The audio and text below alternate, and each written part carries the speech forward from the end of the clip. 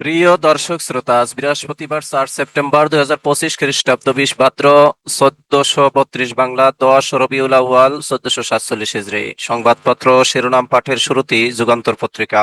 যুগান্তর পত্রিকায় শিরোনাম করা হয়েছে, চেম্বার আদালতের আদেশ আপিল বিভাগে বহাল, 9 সেপ্টেম্বরই হবে ডাকসু নির্বাচন।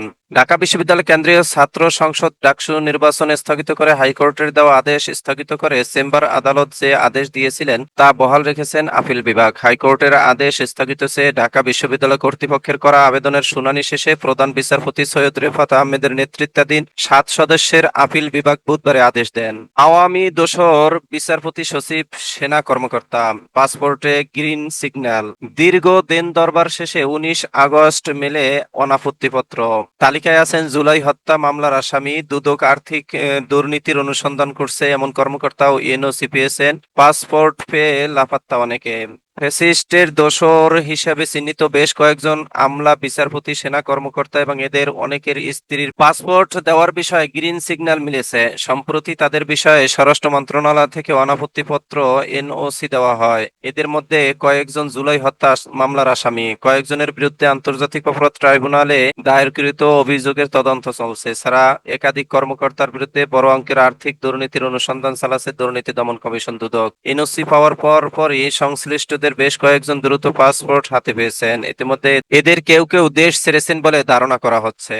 ইউনিয়ন ব্যাংক বেনামে এস আলমের লুট 28,000 কোটি টাকা। বেসরকারি খাতের ইউনিয়ন ব্যাংক থেকে বেনামে ঋণ নেওয়ার মাধ্যমে 28,000 কোটি টাকা নিয়ে গেছে এস আলম গ্রুপ। ব্যাংক থেকে যাদের নামে ঋণ নেওয়া হয়েছে এখন তাদের খুঁজে পাওয়া যাচ্ছে না। যেসব কোম্পানির নামে ঋণ নেওয়া হয়েছে ওই সব কোম্পানির কোনো অস্তিত্ব মিলছে না, যে কারণে আমানতকারীদের টাকা ফেরত দিতে সমস্যা হচ্ছে। আচরণবিধি লঙ্ঘনে দণ্ড বাড়ছে, নির্বাচনে থাকছে না পোস্টার, বিলবোর্ডে প্রচার চালানো যাবে, এক মঞ্চে ইশতেহার প্রকাশ। ইশতেহার বাস্তবায়ন চান শিক্ষার্থীরা। ঢাকা বিশ্ববিদ্যালয় কেন্দ্রীয় ছাত্র সংসদ ডাকসু ও হল সংসদ নির্বাচনের উত্তাপ ছড়িয়েছে দেশের শিক্ষাঙ্গন সহ সর্বত্র। ডাকসুর প্রার্থীরা শিক্ষার্থীদের আকৃষ্ট করতে নানা ধরনের আশ্বাস দিচ্ছেন। একাডেমিক ক্যালেন্ডার, আবাসন সংকট নিরসন, স্বাস্থ্যসেবা, খাদ্য নিরাপত্তা, প্রশাসনিক সেবা, ডিজিটালাইজেশনকে প্রাধান্য দিয়ে ছাত্রদল শিবির সমর্থিত ঐক্যবদ্ধ শিক্ষার্থী জোট, বৈষম্য বিরোধী শিক্ষার্থী সংসদ, স্বতন্ত্র ঐক্যজোট সহ অধিকাংশ প্যানেলেই তাদের নির্বাচনী ইশতেহার দিয়েছে। কৃষকের ভর্তুকির ইউরিয়া পাচার হচ্ছে মিয়ানমারে, যাচ্ছে সার, আসছে মাদক। সরকারি অর্থের বিপুল গচ্ছা, ক্ষতিগ্রস্ত কৃষি ও কৃষক, ধ্বংস হচ্ছে যুব সমাজ। পাচার অব্যাহত থাকলে সামনের ইরি বোরো মৌসুমে সার সংকট ভয়াবহ হতে পারে। এই ছিল যুগান্তর পত্রিকার শিরোনাম। এবারে ইত্তেফাক। দৈনিক ইত্তেফাকে শিরোনাম করা হয়েছে, ফেরারি আসামিরা নির্বাচনে অযোগ্য। সংশোধিত আরপিওর খসড়া মন্ত্রণালয়, কার্যক্রম স্থগিত থাকলে নির্বাচনে অংশ নিতে পারবে না আওয়ামী লীগ। শিক্ষা প্রতিষ্ঠানের পরিচালনা পর্ষদে থাকলে প্রার্থী হওয়া যাবে না। মহেশখালী মাতার বাড়িতে নতুন প্রজন্মের নতুন শহরের জন্ম হবে বলছেন প্রধান উপদেষ্টা। সিঙ্গাপুর ও সাংহাইয়ের মতো আধুনিক বন্দর কেন্দ্রিক টাউনশিপে রূপান্তর করা হবে।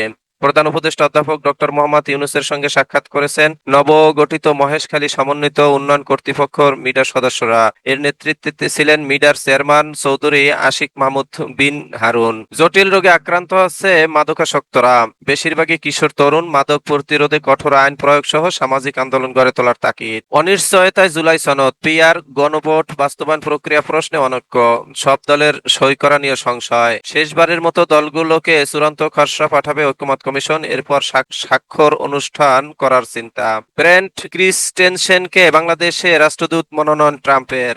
বাংলাদেশে পরবর্তী মার্কিন রাষ্ট্রদূত হিসেবে ব্রেন্ট ক্রিস্টেনসেনকে মনোনীত করেছেন যুক্তরাষ্ট্রের প্রেসিডেন্ট ডোনাল্ড ট্রাম্প। ব্রেন্ট ক্রিস্টেনসেন দেশটির ফরেন সার্ভিসের একজন অভিজ্ঞ কূটনীতিক।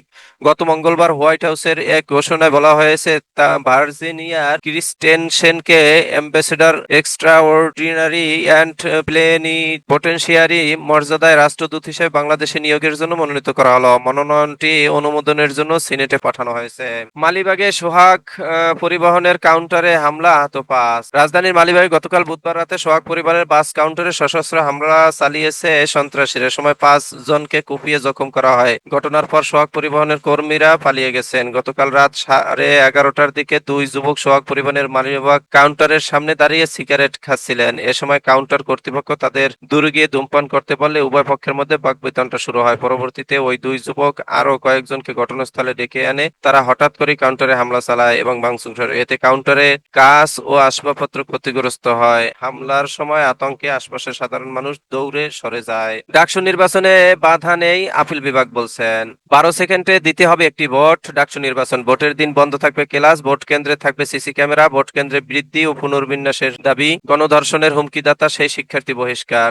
এই ছিল দৈনিক ইত্তেফাকের শিরোনাম। এবারে নয় দিগন্ত। নয় দিগন্তের শিরোনাম করা হয়েছে খালি নাম কইবা, সাইদিকে ফাঁসির দায়িত্ব আমার, সাবেক বিচারপতির হুমকি ও জোরপূর্বক মিথ্যা সাক্ষ্য গ্রহণ, জুলাই গণ অভ্যুত্থানের বিচার মানবতা বিরোধী অপরাধ, মুক্তিযুদ্ধের সময় সংগঠিত মানবতা বিরোধী অপরাধের ঘটনায় সাক্ষী দেওয়ার জন্য সরকারি নিয়োগপ্রাপ্ত মধুসূদন গরামিকে 1971 সালের ঘটনার সাথে তার স্ত্রী শেফালী গরামিকে আল্লামা দেলোয়ার হোসেন সাঈদী যখন দর্শন করেছে মর্মে মিথ্যা সাক্ষ্য দিতে বলা হয়, কিন্তু মধুসূদন সেফ হাউসে থেকে পালিয়ে গিয়ে সাক্ষ্য দিতে অস্বীকার করলে তাকে ফেরত নিয়ে আসে রাতভর নির্মম নির্যাতন করা হয়। এরপরও তিনি মিথ্যা সাক্ষ্য দিতে রাজি না হওয়ায় তার নাতি সুমনকে অপহরণ করে তাকে সামনে রেখে বন্দুক ঠেকিয়ে হত্যার হুমকি দেওয়া হয়। অবশেষে তার নাতির জীবন বাঁচাতে মধুসূদন বাধ্য হয় মিথ্যা সাক্ষ্য দিতে সম্মত হন এবং সেফ হাউসে আটক থাকতে বাধ্য হন। একই সাথে সাক্ষীরা দীর্ঘ সময় ধরে ঢাকার গোলাপবাগে অবস্থিত সেফ হাউসে জোরপূর্বক আটক থাকার ঘটনা জানিয়েছেন। গতকাল বুধবার দুপুরে ট্রাইব্যুনালের চিফ প্রসিকিউটর কার্যালয় এ অভিযোগ করেন দেলোয়ার হোসেন সাঈদীর বিরুদ্ধে সাক্ষ্য দেওয়া 3 ব্যক্তি। তারা হলেন মাহবুবুল আলম হাওলাদার, মাহতাব উদ্দিন ও আলতাফ হাওলাদার। তাদের পক্ষে অভিযোগটি দায়ের করেন সুপ্রিম কোর্টের আইনজীবী পারভেজ হোসেন। মিথ্যা সাক্ষ্য দিতে বাধ্য করায় সাবেক প্রধানমন্ত্রী শেখ হাসিনা সহ 40 জনের নামে আন্তর্জাতিক অপরাধ ট্রাইব্যুনালে অভিযোগ করেছেন 3 সাক্ষী।